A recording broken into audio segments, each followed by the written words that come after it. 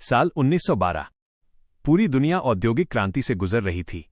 नई मशीनें, नए आविष्कार और आधुनिक तकनीक इंसान को ये एहसास दिला रही थी कि अब वो प्रकृति पर भी विजय पा सकता है।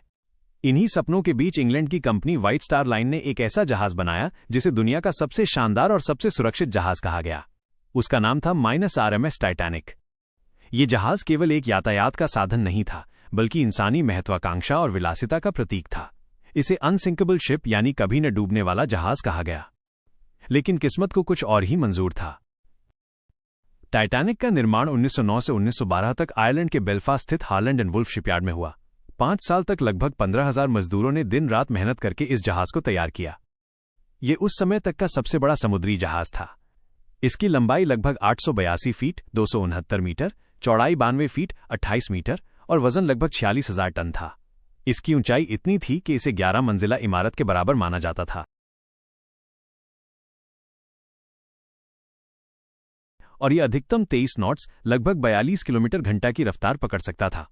जहाज पर बिजली की व्यवस्था, शानदार डाइनिंग हॉल, स्विमिंग पूल, तुर्की बाथ, जिम, लाइब्रेरी और मनोरंजन के कई साधन मौजूद थे। टाइटैनिक में यात्रियों को 3 श्रेणियों में बांटा गया था। फर्स्ट क्लास माइनस यहां दुनिया के सबसे अमीर लोग यात्रा कर रहे थे। उनके लिए महलों जैसे कमरे, झूमर से सजे हॉल, चांदी की प्लेटों में परोसा गया भोजन और संगीत नृत्य के कार्यक्रम थे। सेकंड क्लास माइनस यहां अच्छे और आरामदायक कमरे थे। यात्री पढ़ाई, धार्मिक सभाओं और परिवार के साथ समय बिताने का आनंद ले रहे थे। थर्ड क्लास माइनस ये सबसे साधारण लेकिन सबसे ज्यादा आबादी वाला हिस्सा था। यहां छोटे छोटे कमरे और साधारण खाना था, लेकिन इनमें बैठे लोग अमेरिका में नई जिंदगी की उम्मीद लेकर सफर कर रहे थे। एक बड़ी गलती, लाइफबोट्स की कमी। इन नावों की कुल क्षमता सिर्फ 1178 लोगों की थी, जबकि जहाज पर 2200 से ज्यादा लोग सवार थे। ये एक बहुत बड़ी चूक थी। कंपनी का मानना था कि ये जहाज कभी डूबेगा ही नहीं, इसलिए ज्यादा लाइफबोट्स की जरूरत नहीं है। यही गलती बाद में सबसे बड़ा कारण बनी। पहली यात्रा की शुरुआत 10 अप्रैल 1912 को साउथहैम्पटन, इंग्लैंड से टाइटैनिक अपनी पहली यात्रा पर निकला। रास्ते में ये शेरबोर्ग, फ्रांस और क्वींसटाउन, आयरलैंड रुका, जहां और यात्री सवार हुए। इसके बाद जहाज सीधे न्यूयॉर्क की ओर रवाना हो गया। यात्रियों में उत्साह था। अमीर लोग डिनर और डांस में व्यस्त थे, मध्यम वर्गीय लोग सफर का आनंद ले रहे थे और गरीब परिवार अपने सपनों को पूरा करने की सोच रहे थे। किसी को जरा भी अंदाजा नहीं था कि ये यात्रा उनका आखिरी सफर होगी। 14 अप्रैल 1912 की रात बहुत शांत थी। आसमान साफ था और तारे चमक रहे थे। जहाज अटलांटिक महासागर में अपनी पूरी रफ्तार से चल रहा था। रात 11:40 बजे चौकी पर तैनात अधिकारियों ने सामने एक हिमखंड आइसबर्ग देखा। उन्होंने तुरंत चेतावनी दी और जहाज को मोड़ने की कोशिश की गई, लेकिन बहुत देर हो चुकी थी। टाइटैनिक हिमखंड से टकरा गया। इस टक्कर ने जहाज के स्टील को चीर दिया और 5 डिब्बों में पानी भरने लगा। इंजीनियरों ने तुरंत गणना की और निष्कर्ष निकाला कि अब जहाज को बचाना असंभव है। टाइटैनिक पर अफरा तफरी मच गई। लोग चीखने लगे, औरतें बच्चों को गले लगाने लगीं और पुरुष लाइफबोट्स तक पहुंचने की कोशिश करने लगे। लेकिन नावें बहुत कम थीं। नियम था, मानस औरतें और बच्चे पहले।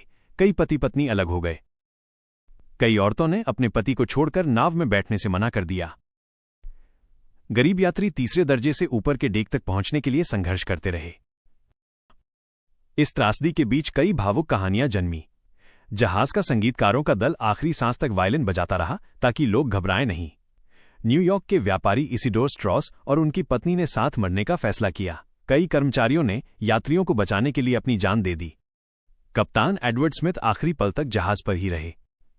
आखिरी पल 15 अप्रैल 1912 की सुबह 2:20 बजे विशाल टाइटैनिक समुद्र की गहराई में समा गया। लगभग 1500 लोग वहीं ठंडे पानी में मौत की गोद में चले गए। सिर्फ 705 लोग लाइफबोट्स में बैठकर बचे। हादसे का असर? इस हादसे ने पूरी दुनिया को हिला दिया। अखबारों में सुर्खियां बनी, द अनसिंकेबल शिप हैज संक। हर जगह मातम छा गया। इसके बाद समुद्री नियमों में कई बदलाव किए गए। अब हर जहाज पर पर्याप्त लाइफबोट्स होना अनिवार्य हो गया। चौकसी और रेडियो सिस्टम को मजबूत किया गया।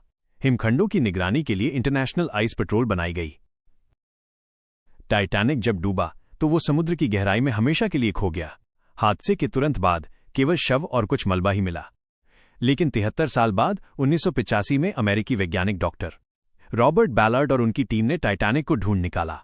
ये 12,500 फीट 3.8 किलोमीटर गहराई में अंधेरे और ठंडे अटलांटिक महासागर में पड़ा मिला। जहाज 2 हिस्सों में टूटा हुआ था, माइनस आगे और पीछे का हिस्सा लगभग 600 मीटर दूर पड़ा था। मलबा और बरामद चीजें। समुद्र की तलहटी से हजारों वस्तुएं निकाली गईं, बर्तन, कपड़े, जूते, यात्रियों की घड़ियां, पत्र, तस्वीरें और खिलौने। इन्हें संग्रहालयों में रखा गया। लेकिन इस पर विवाद भी हुआ। कई लोगों ने कहा कि यह समुद्र में सोए हुए लोगों की कब्र है, इसलिए इसे छेड़ा नहीं जाना चाहिए। वहीं कुछ वैज्ञानिकों का मानना था कि इससे हम इतिहास को और गहराई से समझ सकते हैं। आज टाइटैनिक समुद्र की गहराई में धीरे धीरे गल रहा है। नमक, समुद्री धाराएं और बैक्टीरिया इसकी धातु को खत्म कर रहे हैं। वैज्ञानिक मानते हैं कि आने वाले 40-50 सालों में टाइटैनिक पूरी तरह नष्ट हो सकता है। टाइटैनिक आज भी इंसानी इतिहास का सबसे चर्चित हादसा है। इस पर किताबें, डॉक्यूमेंट्री और फिल्में बनी। 1997 की फिल्म टाइटैनिक जेम्स कैमरन ने इसे फिर से जिंदा कर दिया और पूरी दुनिया को ये कहानी नए सिरे से याद दिलाई। ये कहानी आज भी हमें बताती है कि चाहे इंसान कितनी भी बड़ी तकनीक क्यों न बना ले, प्रकृति और किस्मत के सामने सब छोटा है। टाइटैनिक सिर्फ एक जहाज नहीं था, ये इंसान के सपनों और महत्वाकांक्षाओं का प्रतीक था। लेकिन उसका डूबना ये सबक भी देता है कि घमंड और लापरवाही से बड़ा कोई दुश्मन नहीं। समुद्र की गहराई में सोया हुआ टाइटैनिक आज भी एक मौन स्मारक है, उन सपनों, उम्मीदों और बलिदानों का जो 1912 की उस ठंडी रात हमेशा के लिए इतिहास बन गए।